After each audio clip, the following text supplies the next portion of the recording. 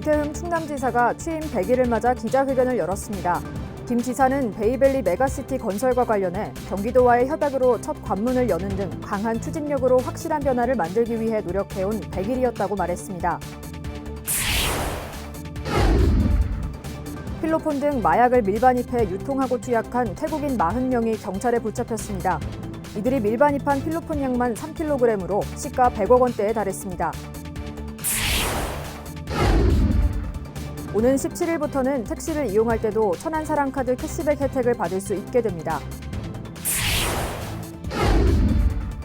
오는 13일부터 이틀간 어린이들이 생활 속 안전지식을 쉽게 이해할 수 있도록 돕는 어린이 안전체험축제가 세종에서 열립니다.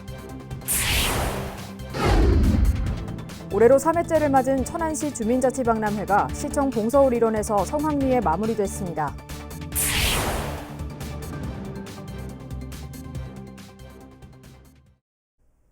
시청자 여러분 안녕하십니까? BTV 뉴스입니다.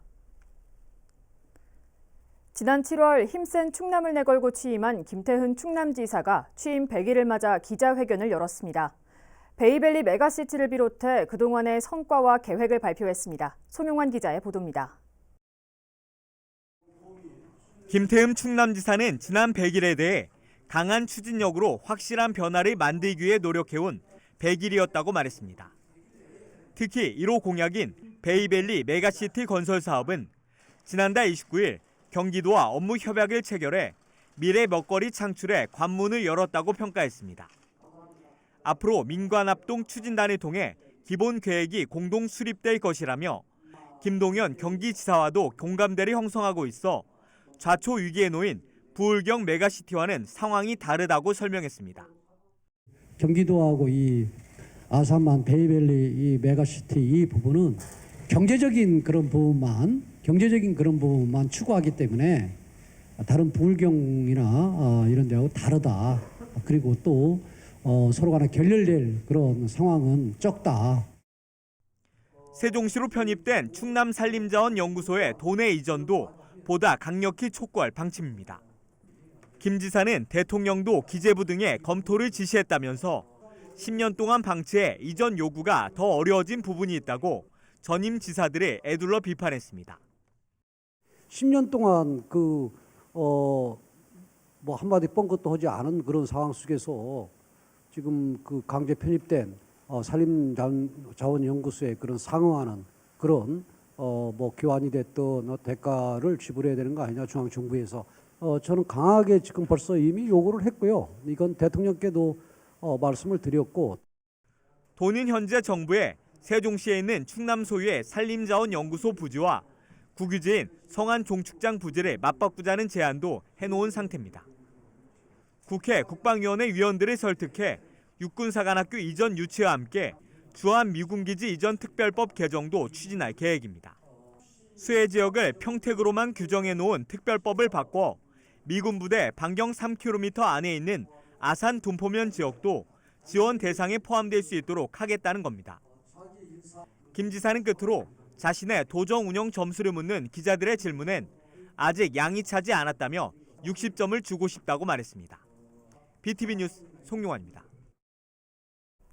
오는 8일이면 민선사기 세종시정이 출범한 지 어느덧 100일이 됩니다. 이를 기념해 세종시가 그동안 준비해온 미래전략 비전을 발표하는 자리가 마련됐는데요. 2030년 미래전략 수도 세종건설을 위한 청사진은 어떤 건지 김우순 기자가 취재했습니다.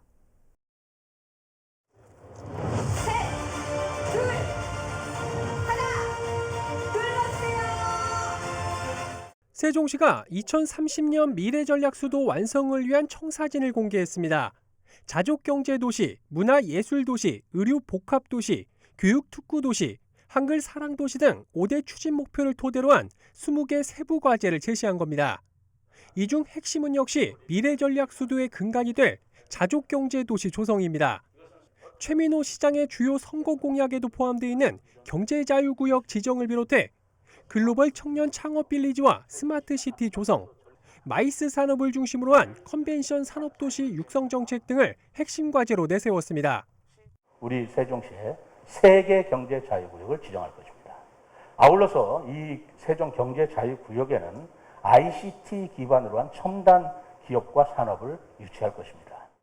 특히 최 시장은 자족경제 도시의 기반으로서 시민들의 교통 편의를 위해 광역 급행버스 도입과 버스 요금 무료화, KTX 세종역 신설을 반드시 이뤄내겠다고 강조했습니다. 정부나 인근 지자체의 설득이 반드시 필요한 만큼 실제 성사 여부에 관심이 쏠리는 대목입니다. 최 시장은 이날 미래비전 선포식에서 나온 청사진을 토대로 행정수도 완성에서 나아가 그 이상의 미래전략 수도를 만들어 나가는데 행정력을 집중할 계획이라고 밝혔습니다. 세종은 미래입니다. 전 국민이 세종을 보며 대한민국, 나아가 전 세계의 미래를 일궈낼 수 있도록 시정을 이끌어 나가겠습니다. 민선 4기 세종시정의 청사진이 나왔습니다. 앞으로 이 전략 계획들을 어떻게 구체화하고 실행에 옮겨나갈지 지켜볼 일입니다. BTV 뉴스 김우순입니다. 최교진 세종시 교육감이 한국자치발전연구원이 주최한 대한민국 자치발전대상에서 광역교육청 부문 대상을 수상했습니다. 최 교육감은 행복도시 건설에 맞춰 학교와 다양한 교육기관을 설립하는 등 신도시의 우수한 교육 환경을 구축한 공로를 인정받았습니다. 특히 세종시의 지역적 특성과 우수한 인력을 활용한 캠퍼스형 공동교육 과정을 통해 학생 맞춤형 교육 과정을 운영함으로써 고교 학점제의 선행 모델을 제시한 점도 높은 평가를 받은 것으로 알려졌습니다. 세종시 교육청이 2023학년도 공립중등교사 임용시험을 통해 모두 117명을 선발할 예정입니다. 구체적으로는 중등교과 105명, 비교수교과 11명, 특수교과 1명 등입니다. 이는 지난 7월 사전 예고한 83명보다 34명 많고 전년도 중등교사 임용시험 확정 공고 인원인 114명보다 3명 증가한 것입니다. 응시 원서는 오는 17일부터 닷새 동안 세종교육청 교직원 온라인 채용 시스템을 통해 접수하면 됩니다. 올해로 3회째를 맞은 천안시 주민자치박람회가 시청 봉서울 일원에서 성황리에 열렸습니다. 이번 박람회에선 주민자치 우수 사례와 프로그램 경연대회, 정책 토론회 등이 진행됐습니다. 또 시청 로비와 버들광장에서는 주민자치센터 수강생들의 작품 전시와 각 읍면동의 농특산물 판매 등이 진행됐습니다. 100억 원대 필로폰을 밀반입해 유통하고 투약한 태국인 40명이 경찰에 붙잡혔습니다. 국제 특급 우편을 통해 마약을 밀반입하는 사례가 늘면서 충남경찰이 올해 말까지 마약류 특별단속에 나서기로 했습니다. 보도에 김장섭 기자입니다. 경찰이 방안을 수색하자 하얀 가루뭉치가 발견됩니다. 마약의 한 종류인 필로폰입니다. 충남경찰이 지난해 10월부터 필로폰 등 다량의 마약을 국내에 밀반입해 유통한 마약 유통조직 총책 33살 태국인 A씨 등 조직원 11명과 투약자 29명을 붙잡았습니다. 이들이 반입한 필로폰은 약 3kg, 시가로 100억 원대에 이르는 것으로 드러났습니다. 시가 100억 원대에 달하는 필로폰 약 3kg과 야바 등 다량의 마약류를 국내에 밀반입하여 전국의 태국인들에게 유통하고 경찰은 검거 과정에서 필로폰 1.3kg과 대마 21g 등 마약과 함께 현금 300만 원을 압수했습니다. 압수한 필로폰은 43억 원어치로 4만 3천 명이 투약할 수 있는 양입니다. 이들은 라오스에서 필로폰 등 다량의 마약류를 콜라겐 식품으로 위장해 국제 특급 우편을 통해 국내에 반입시켰습니다. 특히 수취인을 자주 바꾸며 당국의 의심을 피했습니다. 반입한 마약은 SNS를 통해 충남 서남부를 중심으로 전북과 경북 등에 있는 불법 체류 태국인들에게 현금을 받고 팔아 넘겼습니다. 마약 판매로 벌어들인 수익은 다시 마약 구매와 생활비로 사용한 것으로 조사됐습니다. 경찰은 총책과 중간 판매책 등 9명을 구속하고 나머지는 모두 강제 출국 조치했습니다. 경찰은 국제 택배를 통한 마약 밀반입이 증가하고 있는 만큼 올해 말까지 마약류 특별 단속을 강화할 계획입니다. BTV 뉴스 김장섭입니다. 오는 17일부터는 택시를 이용할 때도 천안사랑카드 캐시백 혜택을 받을 수 있게 됩니다. 천안사랑카드로 택시 요금을 내면 캐시백 한도 내에서 최대 10%를 환급받습니다. 시는 택시요금 완화 효과로 이용자가 늘어나 침체된 지역 택시업계가 다시 활기를 띠길 기대하고 있습니다. 아산시가 법무부가 시행하는 내년 외국인 계절 근로자 프로그램 운영을 위해 오는 21일까지 일손이 필요한 농업인들의 사업 참여 신청을 받습니다. 외국인 계절 근로자 프로그램은 농번기 등 단기적 농촌 인력난을 해소하기 위해 3개월 또는 5개월 동안 외국인을 초청해 인력을 지원하는 제도입니다. 신청을 희망하는 농가는 오는 21일까지 읍면동 행정복지센터에 신청서를 제출하면 됩니다. 한편 올해 처음 계절 근로자 프로그램을 도입한 시는 외국인 45명을 쪽파와 오이 등 15개 농가에 연결해 도움을 줬습니다. 천안시 서북구 보건소가 보건의료 발전에 기여한 공로로 충남도지사 기관상을 수상했습니다. 서북구 보건소는 선별진료소 운영과 역학조사, 예방접종 등 체계적인 코로나19 대응으로 좋은 평가를 받았습니다.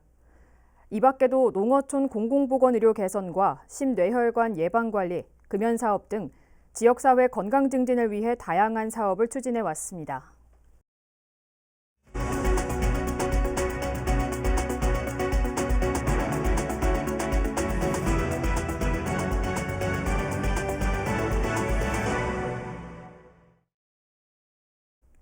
(6일) 지방선거로 새롭게 선출된 공직자들의 재산이 공개됐습니다.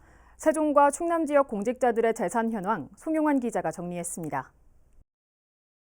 정부 공직자윤리위원회가 공시한 재산 공개 자료에 따르면 충청권 4개 단체장 중에선 최민호 세종시장이 36억 3,377만 원으로 가장 많았습니다. 세종시 연동면에 있는 대지 세필지와 주택, 서울 마포구에 있는 아파트 등이 포함됐습니다. 다만 공개된 재산 중 배우자와 공동 소유한 12억 상당의 주택은 최 시장 본인과 배우자에게 이중으로 계산돼 실제 재산은 23억 9,777만 원이라고 밝혔습니다.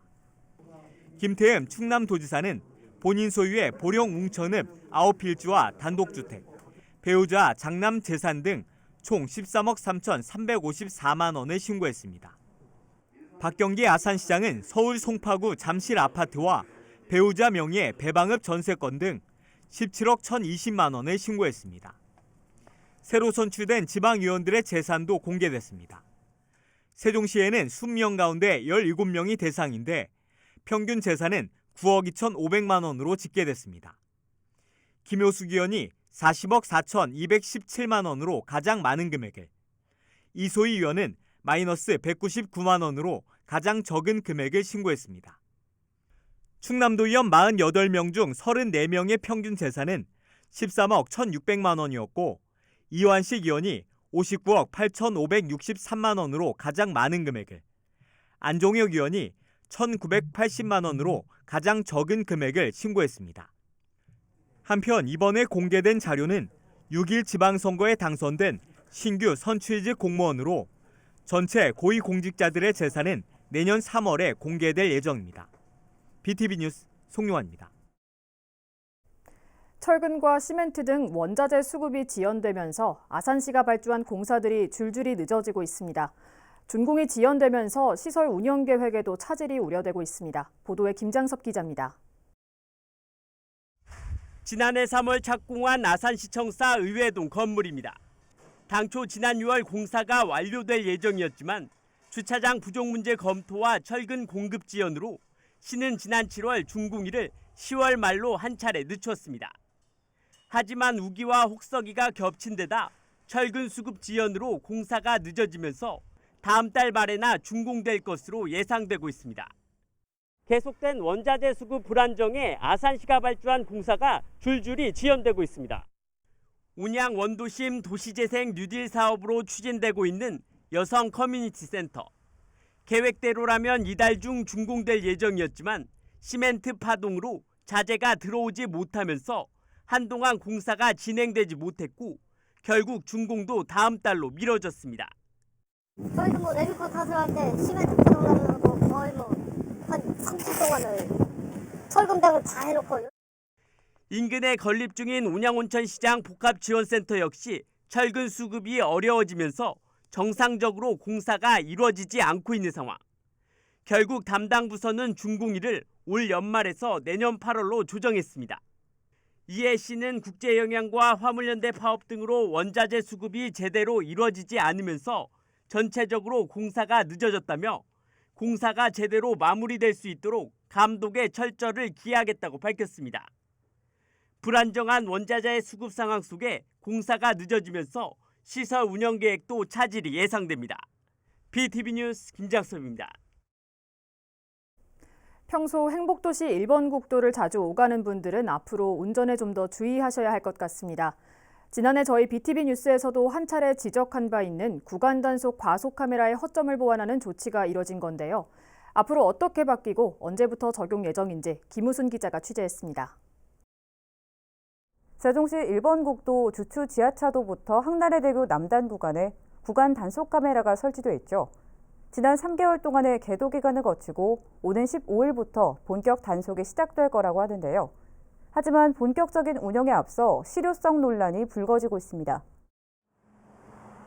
경찰은 지난해 3월 세종시 신도시를 관통하는 1번 국도에 과속 방지를 위한 구간 단속 카메라를 설치했습니다.